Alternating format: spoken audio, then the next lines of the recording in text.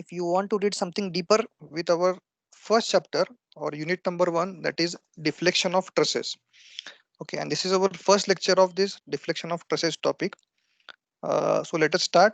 So content for this first lecture will be, I'm going to first discuss something topic learning outcome, means after completion of this first topic, what is expected from you. Then second, lecture outcome, that means after completion of this first lecture, what is expected from you.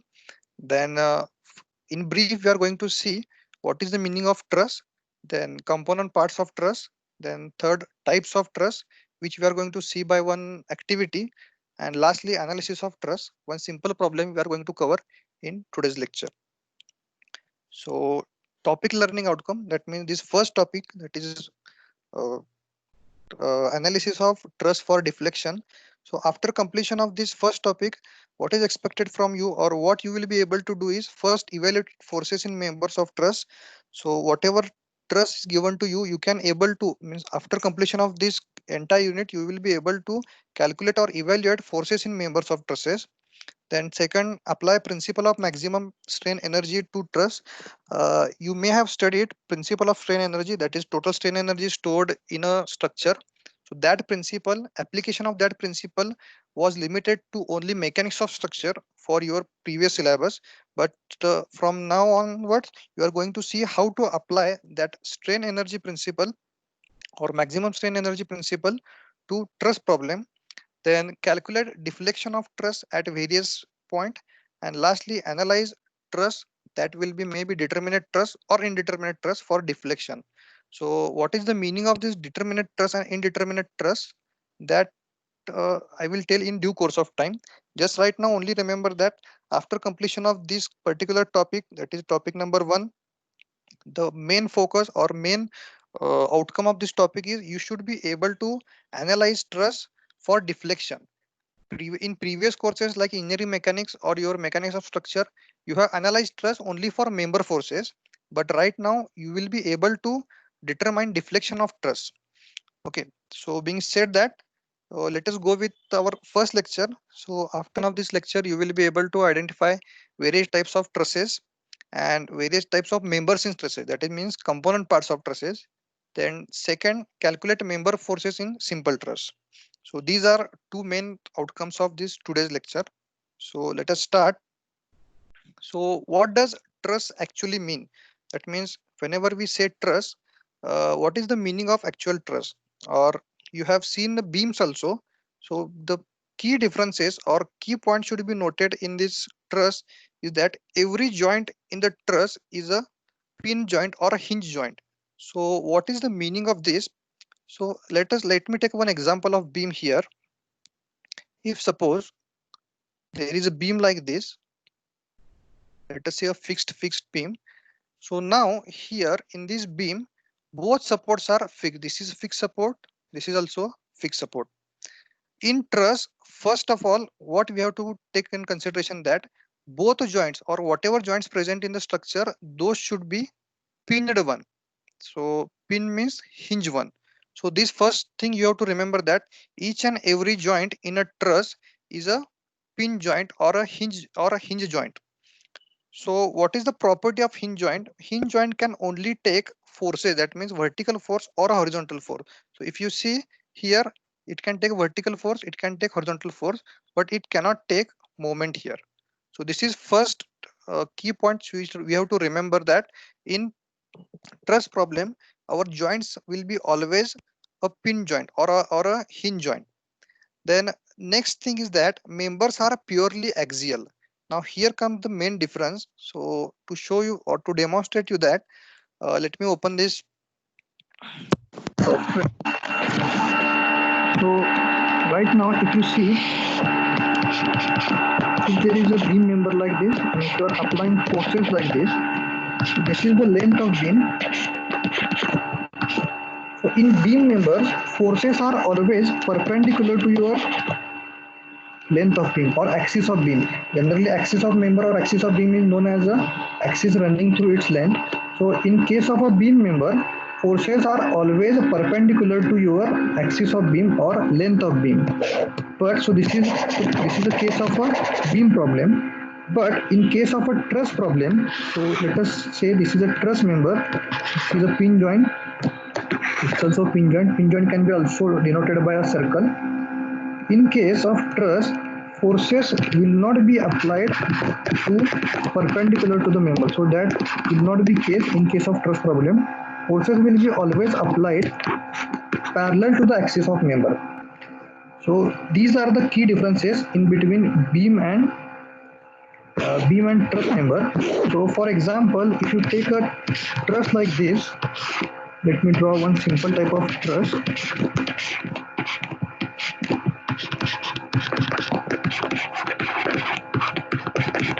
So forces will be always applied at the joints of truss.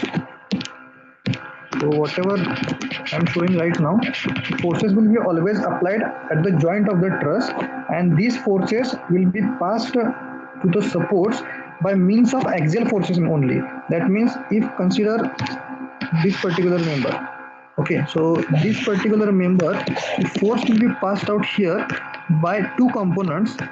So that component will be first parallel to this particular member and then perpendicular to this particular member. So likewise, always remember that forces in truss members are always parallel to its axis of truss. So what does this mean? So member forces in truss are purely axial. So this is very one important note you have to make, that members forces in trusses are always axial. So that means axial forces means what? There are only two types of axial forces. First one is tensile force, second one is compressive force. And third very important point is that truss member cannot take a bending force. So here in this three animated GIF, you can see that forces in truss member can be tensile force or a compressive force, but truss member cannot take a bending force like this.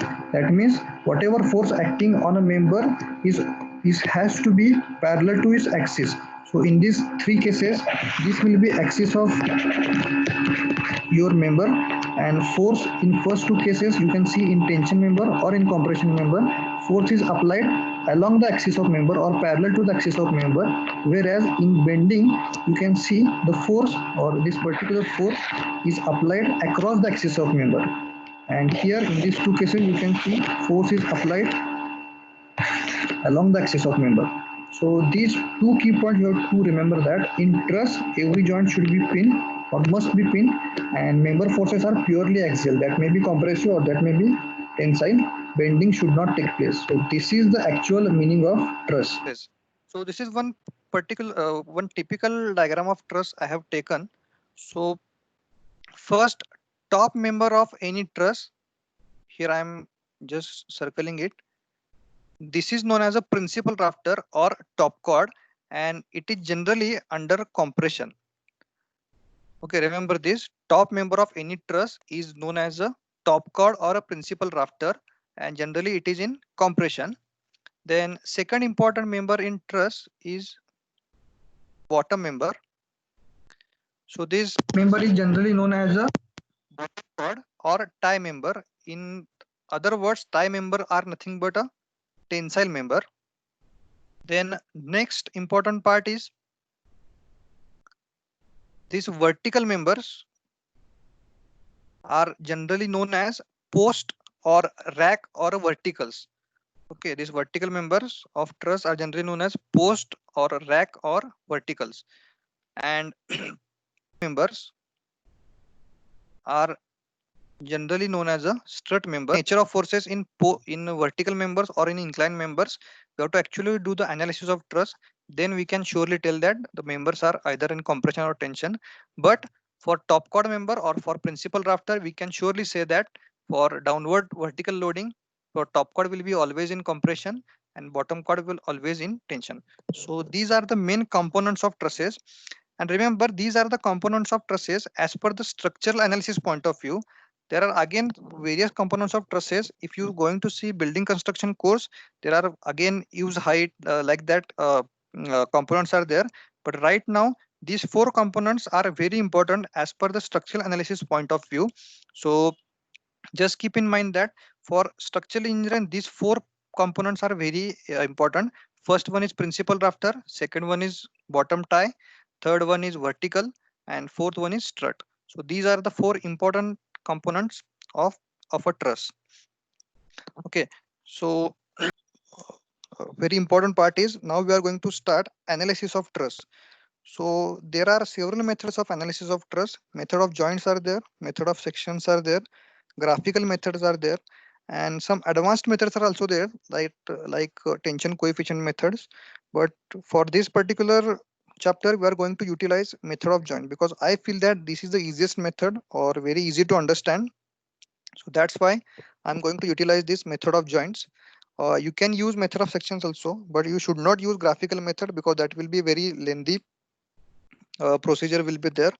So we are going to use method of joint. So let us start with our first problem.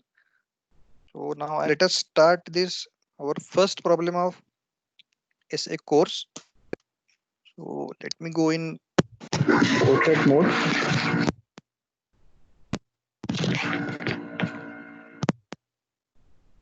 So this is our first problem. Is truss shown in figure. So the truss, uh, I have given the point names as a B, C, D, or joint name as a B, C, D, E, F, G, H, and on point B there is a vertical load of 10 kilonewton. On point C also, and also on point D there are vertical loads of 10 kilonewton. And panel lengths are AF, FG, GH, HE. These are 2 meters. Height of truss is 3 meter. So total distance here of truss, this distance will be just 8 meter. Okay. Now we are going to analyze this truss. So in analysis of truss, first point you have to take, or first thing you have to calculate is that your reactions of trusses. So here if I go, you can see this A is a hinge type of support. So there will be one reaction, that is RA. Let me just write this dimension. This will be RA. Okay. Then there will be horizontal reaction HA, because this is a hinge support, and at roller support E there will be one vertical reaction RE. So these reactions first of all we have to find out, and after that, as truss is we are going to use method of joint, this angle theta is very important to us. So these four important parameters we are going to find. First reaction forces, and then second is angle. Okay, so to calculate reaction forces, first of all what we will do, we will take summation of moment about this point A. Okay, so if you, and for that just let me write down summation of moment about point A is equal to 0. For that we are going to use clockwise moments as positive and anti-clockwise moments as negative. This same convention we are going to utilize. So if you consider this joint A, so first this force of 10 kilonewton, this force, so it will act in downward direction. This dimension is 2 meter.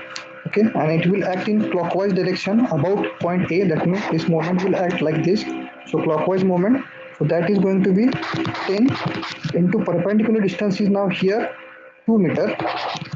Similarly, for this particular force of 10 kilonewton which is acting at point C, same plus 10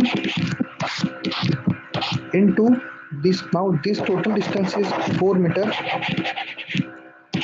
Okay, now plus again last force of 10 kilonewton. Now distance from A to H is total 6 meter, so 10 into 6. Now last force, that is RE, but now you can see this RE force will acting about A point in anti-clockwise direction, so that's why you have to take minus moment of that. So minus RE into total distance is here 8, which is equal to 0. So simple is you are going to get RE is equal. Let me calculate this. So RE is equal to now 15 kilonewton. This RE value is 15 kilonewton. Now if we apply summation of vertical forces, that is summation of Fy is equal to 0. Now we are having this vertical one force RA, and we are having RE, and lastly we are having these vertical forces 10, 10, 10. These 3 10 loads are there. Now for this, we are taking downward loads as negative and upward loads are positive. So RA positive because it is upwards, plus RE also positive because it is upwards, minus 10 at this point B, then minus 10 at point C, and minus 10 at point D, which is equal to 0.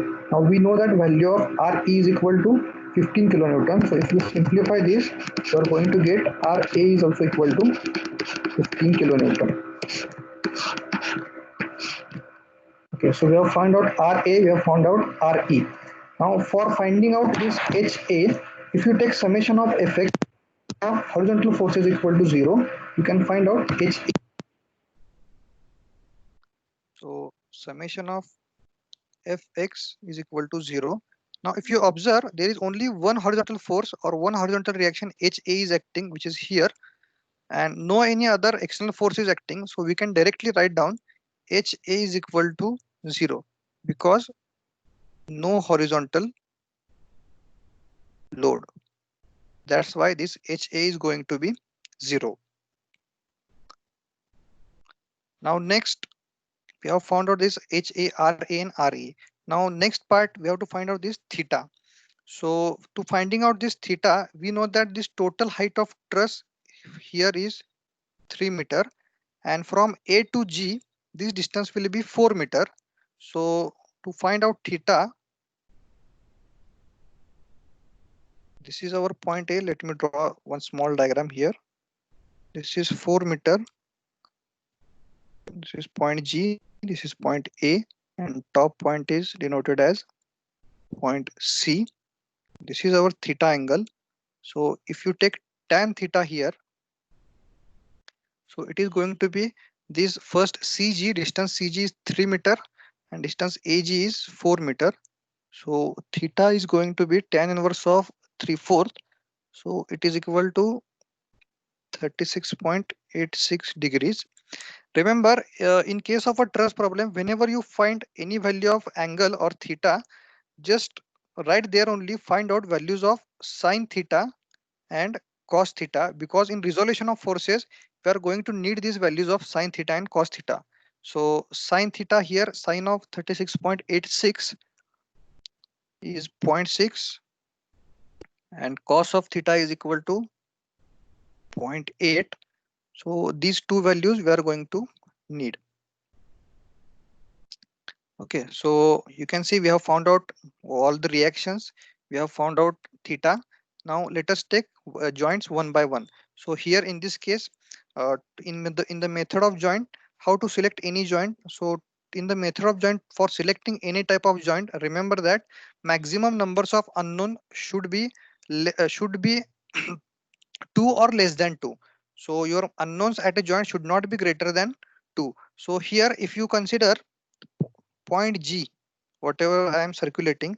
So here total numbers of members meeting are 1, 2, 3, 4, 5. So total number of unknowns are 5. So we cannot select this type of joint to begin with method of joint. Similarly, if you select joint C, okay, so here total numbers of unknowns in joint C are 3 because this first member, this is one member, this is second member, this is third member. Similarly, joint B cannot also be selected. So you can select joint A where unknowns are this member force in AF, then member force in AB, and we know that on externally on joint A there is reaction RA is acting. So let me draw a free body diagram of joint A. So here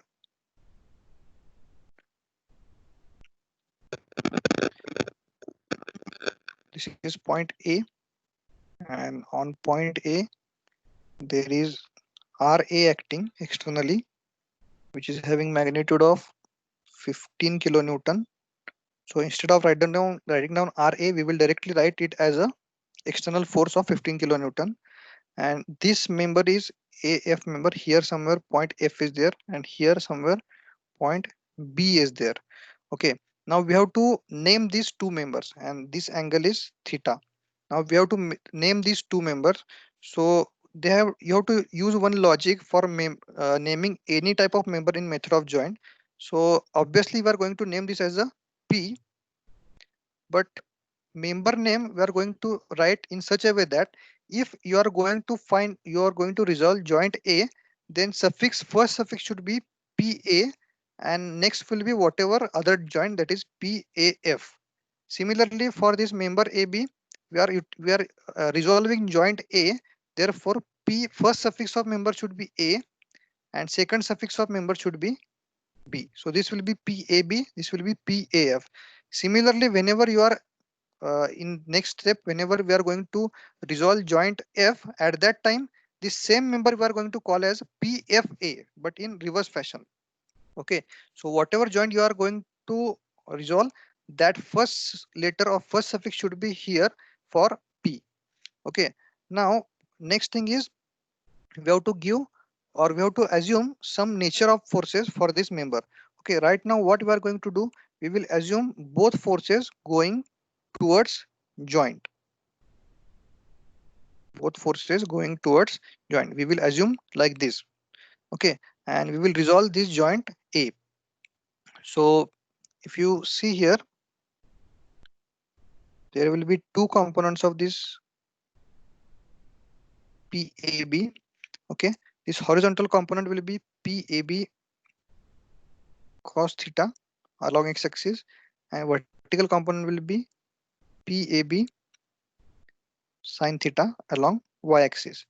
Okay, as this force or this member AF is exactly horizontal, we don't need to resolve this force.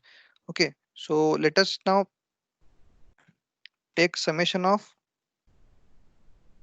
Fy is equal to 0 at joint A. So vertically there is one force of 15 kilonewton going upwards, and one force of this PAB sin theta going downwards. So that will be minus.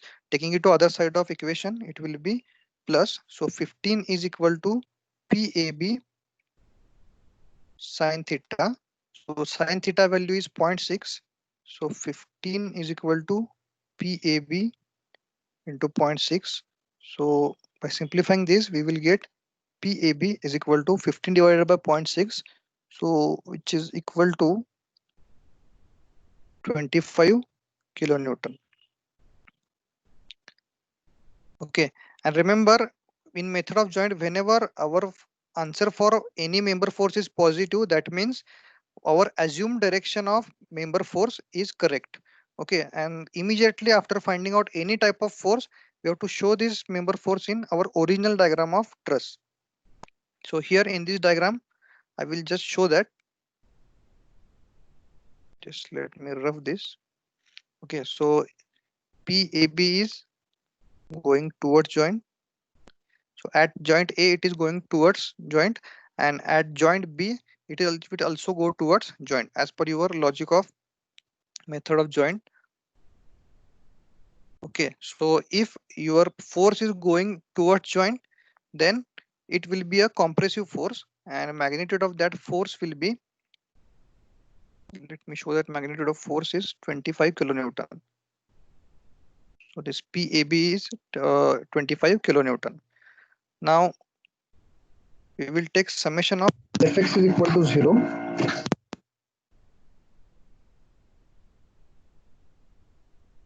sorry, let me choose that blue pen. Okay, now take summation of Fx is equal to 0 at joint A. So at joint A, you can see there are two forces acting in horizontal direction. First one is this PAB cos theta, and second one is this PAF.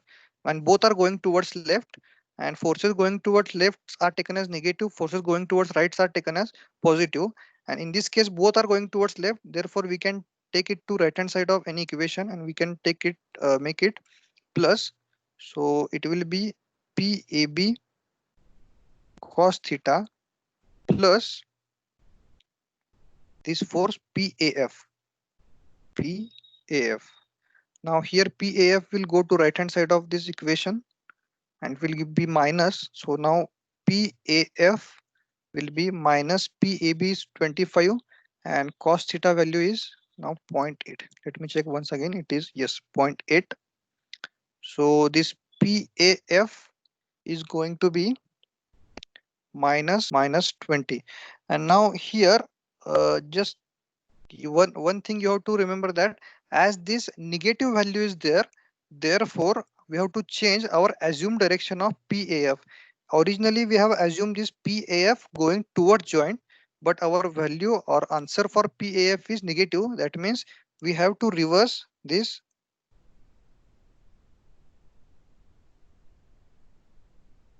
That means we have to reverse this direction of PAF away from joint.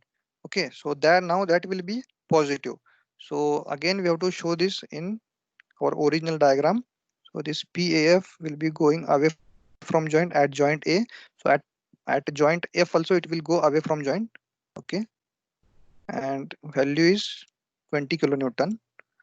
Okay, so how to decide this nature of forces? If your forces are going away from joint, then those forces are generally tensile forces, and if your forces are going towards joint, then those forces are compressive forces.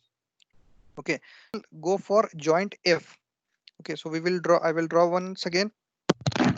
Free body diagram of joint F.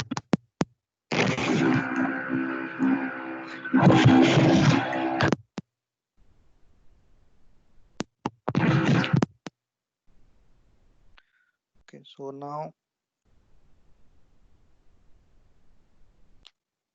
joint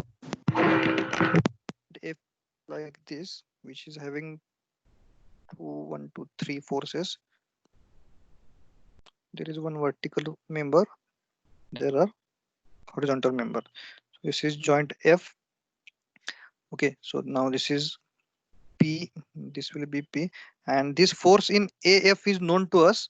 And from this You can see that it is going away from F. So this will P F A here. Now here you can see that joint, or how I have named this member AF. Here I have named this as a member PFA. So remember, for naming what logic you have to use. First P, that means member force, and first suffix should be the joint where you are resolving the total forces, and next suffix will be other end of that member. Okay, so for this number. So this will be PFG. This will be PFB. Okay, this PFA is 20 kilonewton. Okay, so now here you can see, if we apply summation of Fy is equal to 0, summation of Fy is equal to 0, then there is only one force Fb is acting and there is no any external force is acting. Therefore we can directly write down Pfb is equal to 0, because vertical force is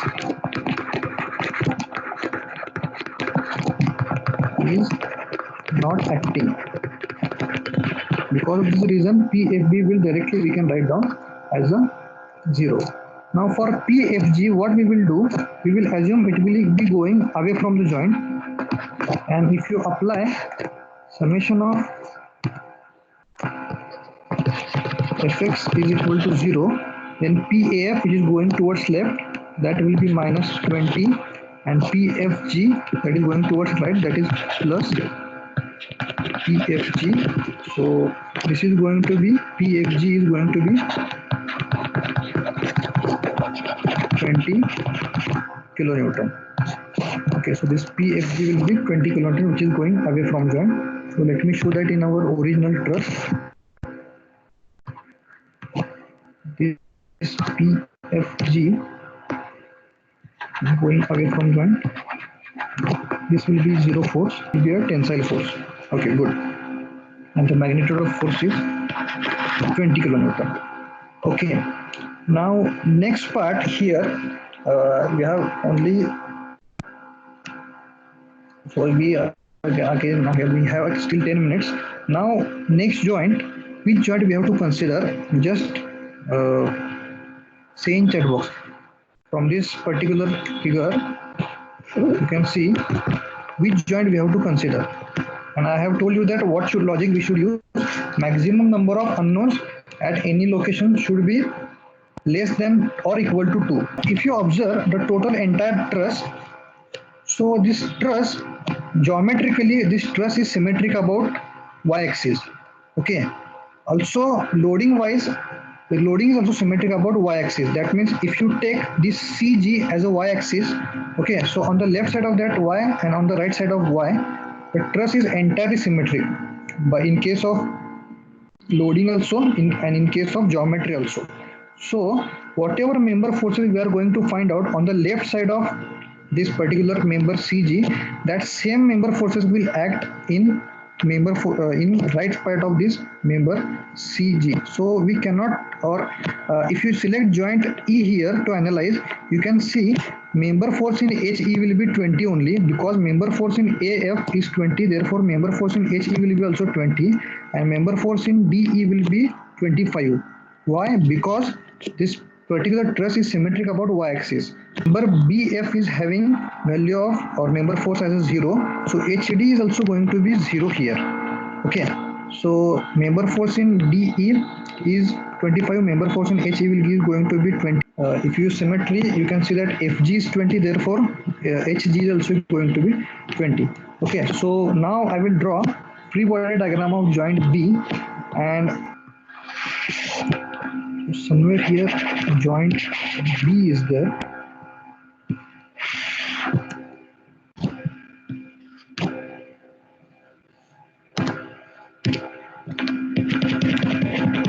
This will be horizontal axis X, this will be vertical axis Y. This is joint A, this is joint C here somewhere, and I think this joint is joint G.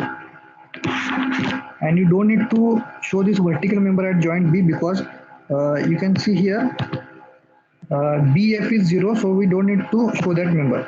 We have to only show this member, member AB, member BC, and member BG. Okay, so first of all, I will just show here angles. This angle will be theta. Remember this. This angle will be here theta. Now, if you resolve this, this PAB. What is the nature of PAB? It is going towards joint. This is PAB or PBA at this joint. Okay. This will be PBG. This will also be shown towards joint PBG, and this also we will show towards joint PBC. So these are three forces present. Now we have to resolve these three forces. Okay. So you can see this angle is theta, so therefore this angle will also be theta, and two components of BA will be, this will be vertical component PBA sin theta, this will be horizontal component PBA cos theta. Similarly, if you see this total member AG, okay, this angle is theta, then just we will go in original figure. Yes, here if you see this angle is 36 point something, and if you see triangle ABG, this will be equilateral triangle. Okay, so theta at A and theta at G is going to be same, so this will also be theta. Now this, if this is theta, this is right angle at this point F, this will be right angle, so this angle will be 90 minus theta, and if this is a 90 minus theta, so this will be again theta.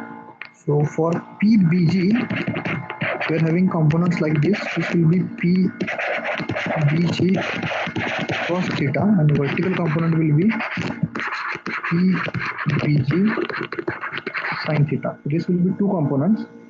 Similarly, for this force in BC, this will be having PBC sin theta, and this component will be PBC cos theta. Okay, so I have given you this free body diagram for BC case. you have to just resolve this point B and let me know what will be the member forces in remaining all the members. Okay, so from here what you will get first member force in BG member force in BC member. Okay, then if you select joint C, uh, BC and CD forces are going to be same, so only unknown will be this force or this member force CG. Okay, so just resolve this joint B and joint C and let me know what are the member forces in all of this member. Okay, so all of you have to do this. I will create one simple assignment on the Moodle. So on Moodle, you have to just submit, or rather than Moodle, yes, you have to submit on the Moodle this diagram. That means showing diagram showing member forces in each and every member.